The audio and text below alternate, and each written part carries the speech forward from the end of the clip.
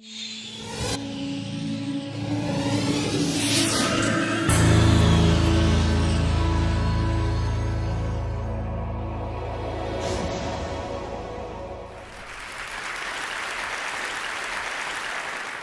want to talk about social innovation and social entrepreneurship. I happen to have triplets. They're little, they're 5 years old. Sometimes I tell people I have triplets, they say, really, how many? Here's a picture of the kids, that's Sage and Annalisa and Ryder. Now, I also happen to be gay. Being gay and fathering triplets is by far the most socially innovative, socially entrepreneurial thing I have ever done.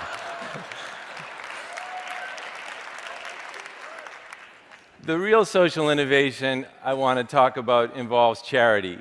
I want to talk about how the things we've been taught to think about giving and about charity and about the nonprofit sector are actually undermining the causes we love and our profound yearning to change the world. But before I do that, I want to ask if we even believe that the nonprofit sector has any serious role to play in changing the world. A lot of people say now that business will lift up the developing economies and social business will take care of the rest. And I do believe that business will move the great mass of humanity forward. But it always leaves behind that 10% or more that is most disadvantaged or unlucky. And social business needs markets, and there are some issues for which you just can't develop the kind of money measures that you need for a market. I sit on the board of a Center for the Developmentally Disabled, and these people want laughter and compassion, and they want love. How do you monetize that? And that's where the nonprofit sector and philanthropy come in. Philanthropy is the market for love. It is the market for all those people for whom there is no other market coming. And so if we really want, like Buckminster Fuller said, a world that works for everyone, with no one and nothing left out, then the nonprofit sector has to be a serious part of the conversation. But it doesn't seem to be working. Why have our breast cancer charities not come close to finding a cure for breast cancer, or our homeless charities not come close to ending homelessness in any major city? Why has poverty remained stuck at 12% of the US population for 40 years? And the answer is, these social problems are massive in scale, our organizations are tiny up against them, and we have a belief system that keeps them tiny. We have two rule books. We have one for the nonprofit sector and one for the rest of the economic world. It's an apartheid, and it discriminates against the for-profit sector in 5 different areas, the first being compensation. So in the for-profit sector, the more value you produce, the more money you can make. But we don't like nonprofits to use money to incentivize people to produce more in social service. We have a visceral reaction to the idea that anyone would make very much money helping other people. Interesting that we don't have a visceral reaction to the notion that people would make a lot of money not helping other people. You know, you want to make $50 million selling violent video games to kids, go for it. We'll put you on the cover of Wired magazine, but you want to make $500,000 trying to cure kids of malaria, and you're considered a parasite yourself.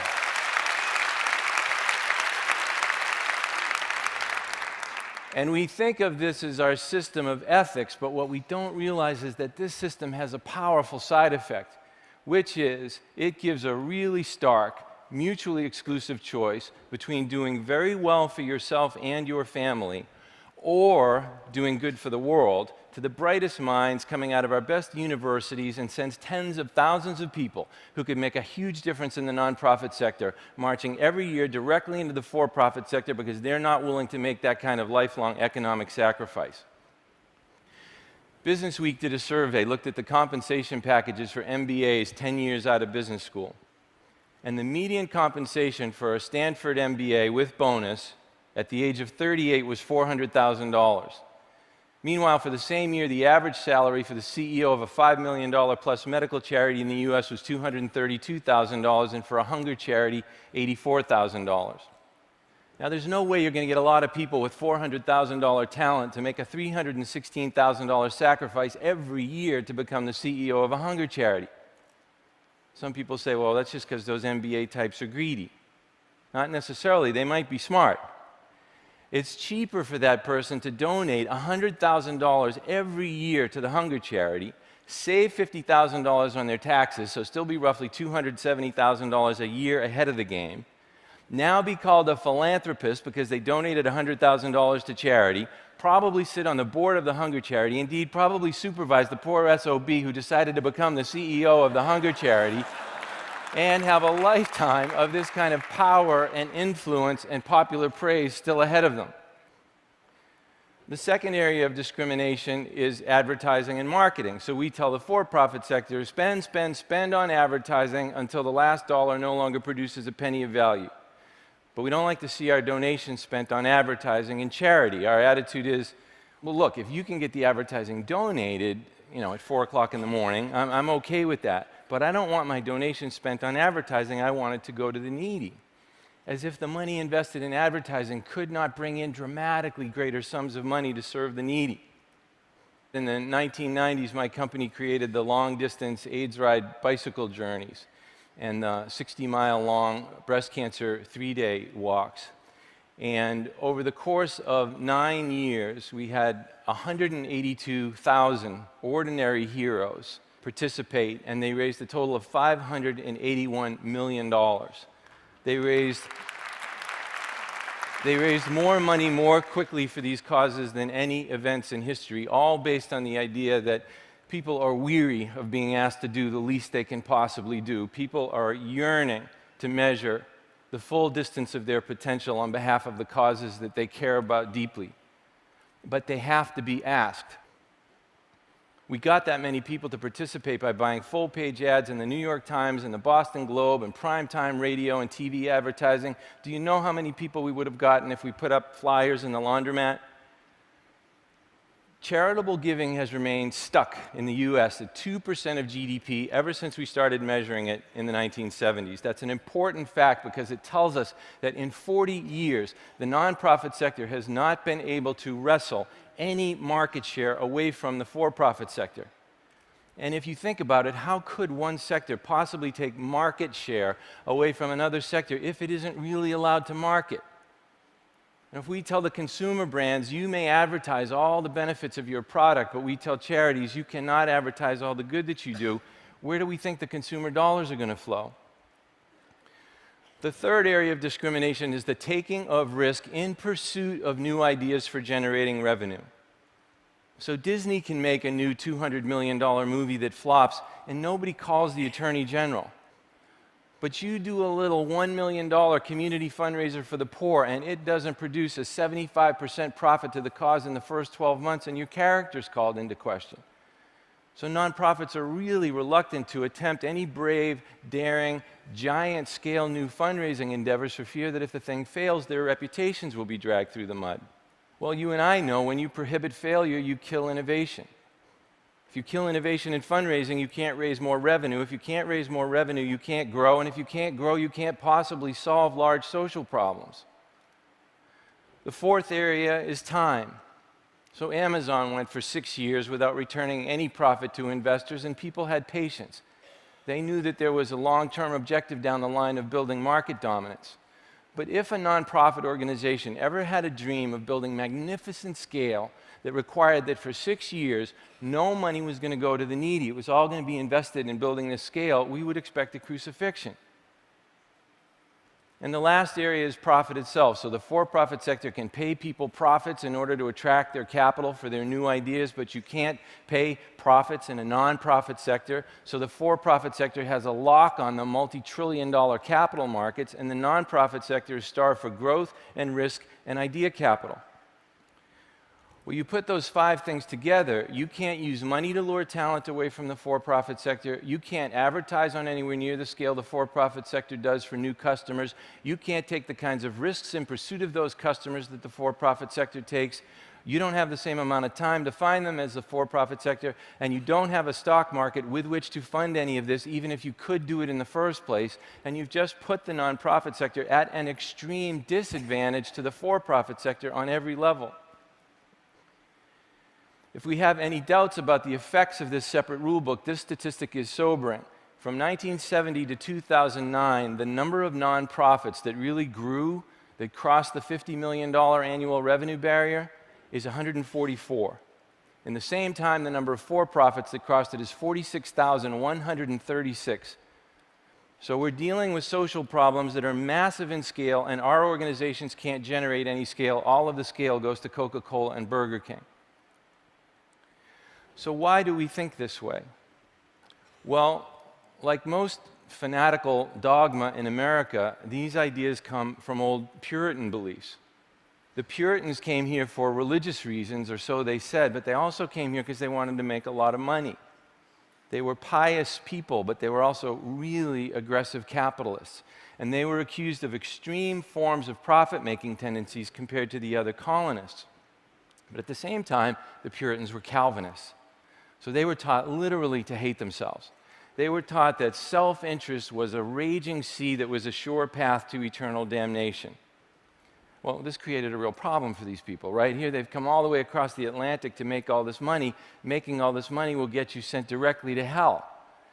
What were they to do about this? Well, charity became their answer. It became this economic sanctuary where they could do penance for their profit-making tendencies at 5 cents on the dollar. So, of course, how could you make money in charity if charity was your penance for making money? Financial incentive was exiled from the realm of helping others so that it could thrive in the area of making money for yourself. And in 400 years, nothing has intervened to say that's counterproductive and that's unfair. Now, this ideology gets policed by this one very dangerous question, which is what percentage of my donation goes to the cause versus overhead? There are a lot of problems with this question. I'm going to just focus on two. First, it makes us think that overhead is a negative, that it is somehow not part of the cause. But it absolutely is, especially if it's being used for growth. Now, this idea that overhead is somehow an enemy of the cause creates the second, much larger problem, which is it forces organizations to go without the overhead things they really need to grow in the interest of keeping overhead low. So we've all been taught that charities should spend as little as possible on overhead things like fundraising under the theory that, well, the less money you spend on fundraising, the more money there is available for the cause. Well, that's true if it's a depressing world in which this pie cannot be made any bigger. But if it's a logical world in which investment in fundraising actually raises more funds and makes the pie bigger, then we have it precisely backwards, and we should be investing more money, not less, in fundraising, because fundraising is the one thing that has the potential to multiply the amount of money available for the cause that we care about so deeply. I'll give you two examples. We launched the AIDS Rides with an initial investment of $50,000 in risk capital. Within 9 years, we had multiplied that 1,982 times into $108 million after all expenses for AIDS services. We launched the Breast Cancer 3 Days with an initial investment of $350,000 in risk capital. Within just 5 years, we had multiplied that 554 times into $194 million after all expenses for breast cancer research. Now, if you were a philanthropist really interested in breast cancer, what would make more sense? Go out and find the most innovative researcher in the world and give her $350,000 for research, or give her fundraising department the $350,000 to multiply it into $194 million for breast cancer research. 2002 was our most successful year ever. We netted for breast cancer alone, that year alone, $71 million after all expenses. And then we went out of business, suddenly and traumatically. Why? Well, the short story is our sponsor split on us. They wanted to distance themselves from us because we were being crucified in the media for investing 40% of the gross in recruitment and customer service and the magic of the experience, and there is no accounting terminology to describe that kind of investment in growth and in the future other than this demonic label of overhead. So on one day, all 350 of our great employees lost their jobs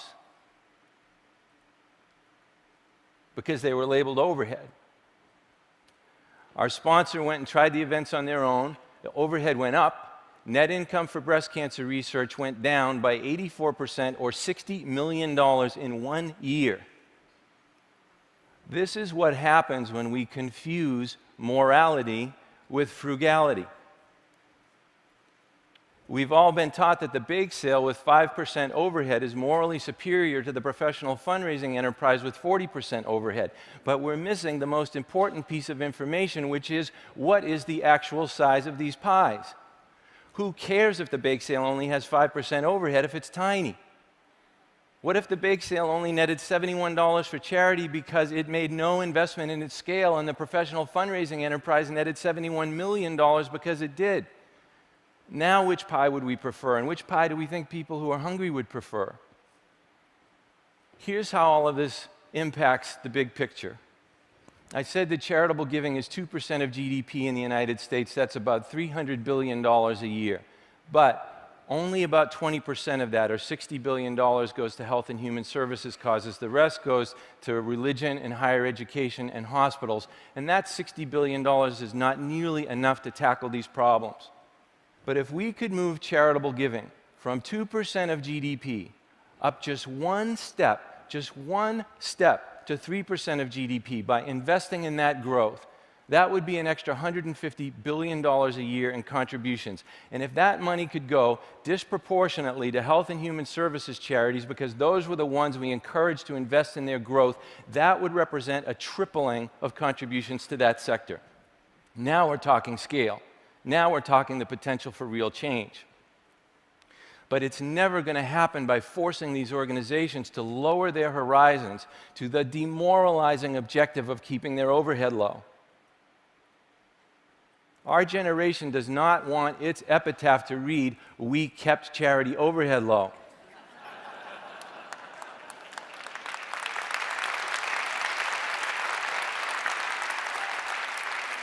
We wanted to read that we changed the world, and that part of the way we did that was by changing the way we think about these things. So the next time you're looking at a charity, don't ask about the rate of their overhead. Ask about the scale of their dreams, their Apple, Google, Amazon scale dreams, how they measure their progress toward those dreams, and what resources they need to make them come true, regardless of what the overhead is. Who cares what the overhead is if these problems are actually getting solved? If we can have that kind of generosity, a generosity of thought, then the nonprofit sector can play a massive role in changing the world for all those citizens most desperately in need of it to change. And if that can be our generation's enduring legacy, that we took responsibility for the thinking that had been handed down to us, that we revisited it, we revised it, and we reinvented the whole way humanity thinks about changing things forever, for everyone, well, I thought I would let the kids sum up what that would be. That would be a real social innovation. Thank you very much. Thank you.